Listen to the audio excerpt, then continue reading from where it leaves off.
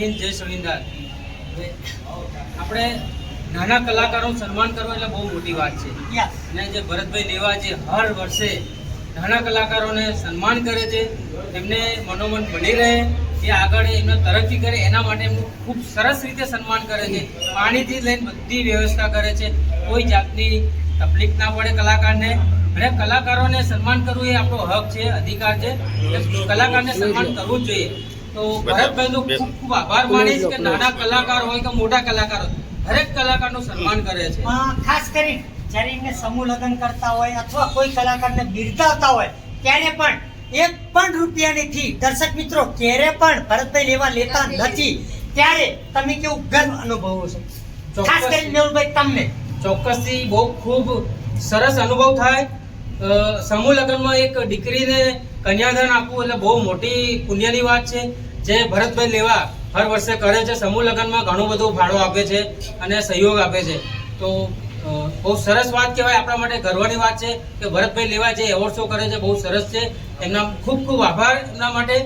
જય હિન્દ, જય સંવિધાન। ખાસ કરીને મેહુલભાઈ, આજે તમને ખરેખર એક દિલથી વાત કહું કે ભરતભાઈ તમારી બાજુમાં ઊભા છે અને 1 રૂપિયો પણ લેતા નથી, પોતાના પૈસે એવોર્ડ કરતા હોય અને શું કહેવાય સમૂહ લગ્ન કરતા હોય અથવા બીજી કોઈ પણ પ્રવૃત્તિ કરતા હોય, તો તમે શું કહેશો? સમાજને શું સંદેશો આપશો?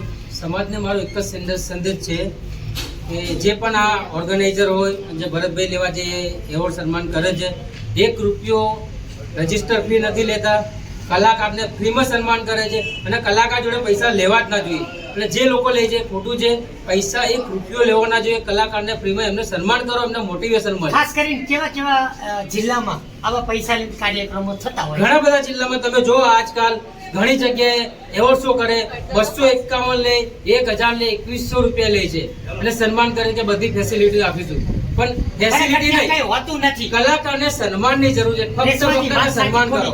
50 માણસની વચ્ચે સ્ટેજ પર બોલાવીને સન્માન કરો, એ જ મેન છે કલાકારો માટે। મિત્રો, આ વાત મેહુલભાઈ સાથે હું સહમત છું કે ખરેખર મેં કેટલા પણ એવોર્ડ કર્યા છે કે જ્યાં પાણી પીવાની વ્યવસ્થા નથી હોતી, 200 રૂપિયા ચાર્જ રાખવામાં આવે છે, છતાંય ત્યાં પાણી પણ નથી મળતું। શું કે છે બિમલ મકવાણા? સાચી વાત। ખાસ કરીને ભરતભાઈ, તમારી આટલી સરસ મજાની વાર્તા થતી હોય તો તમે કેટલું ગર્વ અનુભવો છો? મને એટલો અનુભવ થઈ ગયો છે આજે કે ખરેખર લોકો મારા ચાહના એ ઓફિસરને જો આટલું બધું લાઈક કરતા હોય અને આટલું બધું મને જો હેલ્પ કરીને પ્રેમ કરતા હોય તો મને બહુ ગર્વ છે આ વાતનું। તો મને એવોર્ડ શો આજે બહુ શાનદાર રીતે જાય છે અને તમને કોઈ પણ તકલીફ પડે તો હું બેઠો।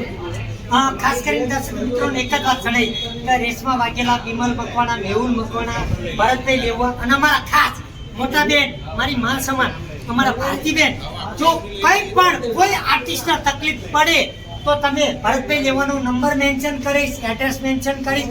ખાસ કરીને અમારા મેહુલભાઈ આવું બીડું પાડતા જ હોય છે, તો મેહુલભાઈ શું કહેશો? કોઈ કલાકારને અન્યાય થતો હોય, જેમ કે તમે ભરતભાઈ લેવાના કાર્યક્રમમાં આવ્યા જ છો અને બીજા કોઈને અન્યાય થયો હોય તો શું કહેશો એના માટે? જો અન્યાય થતો હોય તો હરેક કલાકારે મિત્રોએ એક થવું જોઈએ અને બધા એક થઈને એનો સપોર્ટ બનવો જોઈએ અને આવું સરસ કાર્ય કરતા હોય એના માટે શું કરવું જોઈએ? અને હંમેશા જે ખોટું કરતા હોય એનો વિરોધ કરવાનો અને જે સારું કામ કરતા હોય, સરસ કામ કરતા, 1 પણ રૂપિયાની લાલચ ના હોય, ફક્ત દુઆના આશીર્વાદ કમાય, જે ભરતભાઈ લેવા કમાય છે, 1 રૂપિયો નથી લેતા અને હરેક કલાકારને સન્માન કરે છે। બસ એમના માટે ખૂબ ખૂબ આભાર। આજના દિવસે થોડું શું કહેશો ભરતભાઈ માટે એક જ શબ્દમાં?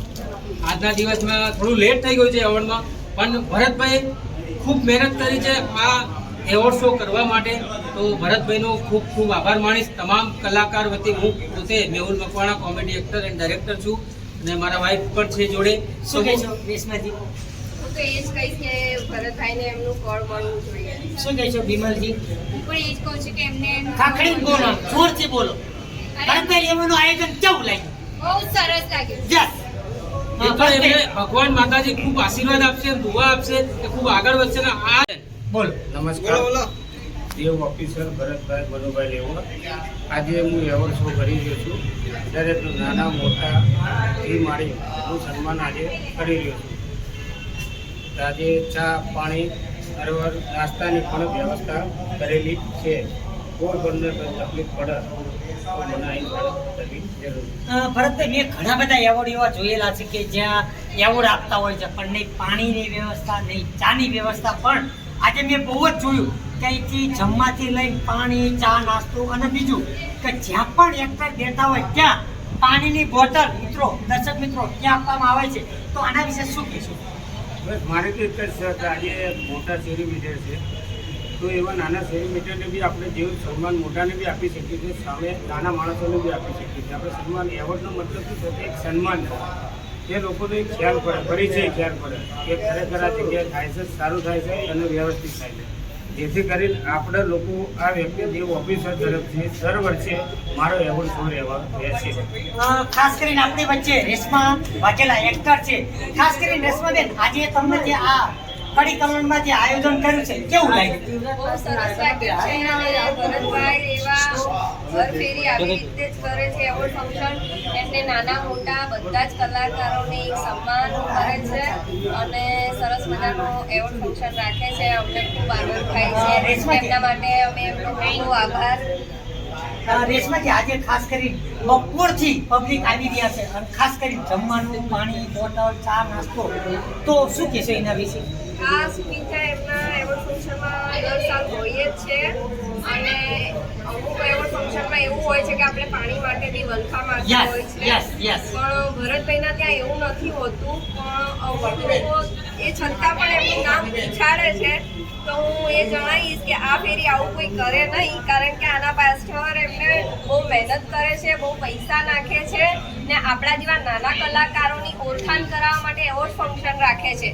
બરોબર, તો હવે પછી ધ્યાન રાખજો એમનું નામ ઉછાળતા નહીં. તો આજે તમે મહેરબાની કયા એવોર્ડમાં આવ્યા છો? નામ સાથે દેવ ઓફિશિયલ. Yes. ખાસ કરીને બીજા એમના ફ્રેન્ડ એવા વિમલ મકવાણા એક્ટર અમદાવાદથી આવ્યા છે. ખાસ કરીને વિમલજી, આજે તમને કેવું લાગ્યું? દેવ ઓફિશિયલ ભરતને લેવાનું આયોજન કેવું લાગ્યું? બહુ સરસ છે અને એમની માટે એમને કહું છું થેન્ક યુ, દિલથી થેન્ક યુ. બહુ સરસ આયોજન છે એમનું. ખાસ કરીને તમે ઘણા બધા એવોર્ડમાં ગયા છો પણ આ એવોર્ડ કેવો લાગ્યો ભરતને લેવાનો? આ એકદમ સરસ છે. દરેક ફરી પાણીની બી સુવિધા હોતી નથી ત્યાં, અને અહીંયા બધું જ છે. ખાસ કરીને આપણી વચ્ચે એક એવા સમાજ સેવક છે કે જેમને કોઈ એવોર્ડમાં નહીં ગયા હોય એવા ભારતીબેન રાવત આપણી વચ્ચે છે. અને ખાસ કરીને ભારતીબેન, તમે આજે ભરતભાઈ લેવાના એવોર્ડમાં આવ્યા છો, કેવું લાગ્યું આજે? ભરતભાઈના એવોર્ડમાં મને ખૂબ સારું લાગ્યું. વ્યવસ્થાની રીતે અને જે આ બહેનોએ કીધું એ પ્રમાણે એમનું ખૂબ બધું જતન થાય છે.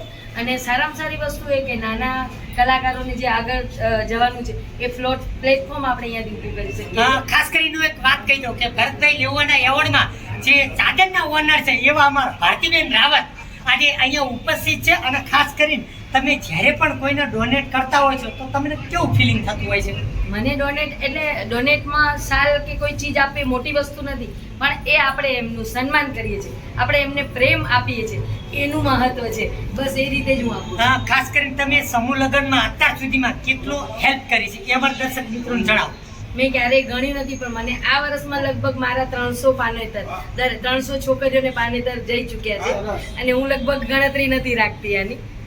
ખાસ કરીને ભરતભાઈ લેવાનું આયોજન આપને કેવું લાગ્યું અને એમને કેવું સન્માન કર્યું આપનું? ભરતભાઈ લેવાનું આયોજન સારું લાગ્યું. અને એક વસ્તુ, કોઈ બી વ્યક્તિને આગળ જવા માટે એક પ્લેટફોર્મ જોઈએ. Yes. જે પ્લેટફોર્મને આપણે અહીંયાથી બિરદાવીએ છીએ. Yes. અને ભરતભાઈ લેવાએ ખૂબ મહેનત કરી છે અને આગળ બધાને હંમેશા આ રીતે મદદરૂપ થાય. ખાસ કરીને અમારા ભરતભાઈ લેવા દેવ ઓફિશિયલ ચેનલને લાઈક કરજો, શેર કરજો અને સબસ્ક્રાઇબ કરજો. કેમ કે જ્યારે પણ ભરતભાઈ લેવા, ચાહે કોરોના હોય કે કોઈ પણ પરિસ્થિતિ હોય, એમાં નાનો કલાકાર હોય કે મોટો કલાકાર હોય, પણ મદદરૂપ થતા હોય છે.